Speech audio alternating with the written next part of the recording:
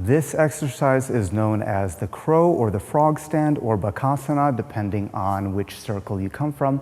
It's probably going to be one of the basic hand balance, arm support positions that you learn before going into the handstand. So, quick overview. We want the hands about shoulder width, a little bit wider is okay, just as long as it's comfortable. We want the elbows slightly bent. I generally keep my elbows about a 120-degree angle. And now the knees, there are a few places you can put your knees, but I have a very specific preference.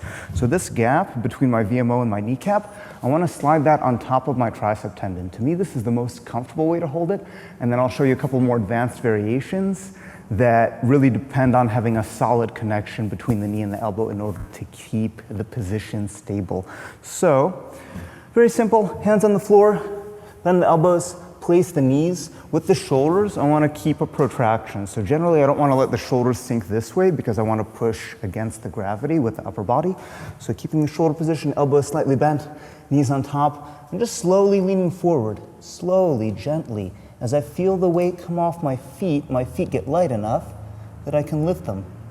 Now, if you're still working on that, you can just stay on all fours and gradually lean the weight forward until your feet get lighter. You may have to just acclimate time in that position until you're more comfortable.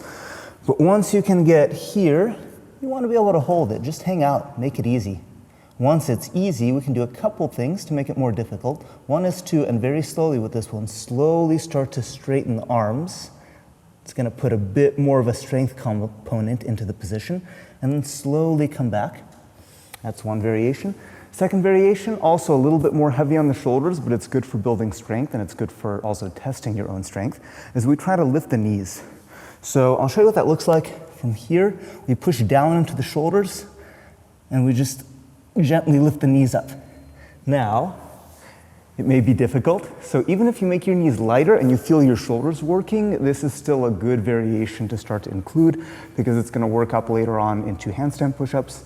So, one thing you want to try to avoid with this position is when you lift the knees up, not to let your shoulders come down and collapse. So this has to be very solid, especially once you start doing the harder variations.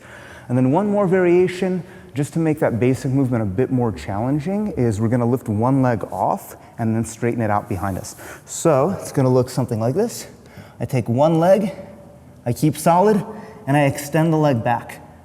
And then I come back. Very important, try not to fall. You're going to fall, but try not to fall as much as you can. Try to come back to that start position and come down with intention. So with this one, I have to stay solid in the shoulders. And then the tip is that you don't want the leg to go up, because if I lift the leg up, my head goes down into the floor. So I want to keep my head a little bit lifted, lifting one knee, extending outwards, holding solid connection between the knee and the elbow, come back, and down. So yeah, really good introduction into hand balancing, and then just a couple more, I would call them intermediate variations into this position to give you a bit more of a challenge. And that's the frog stand position.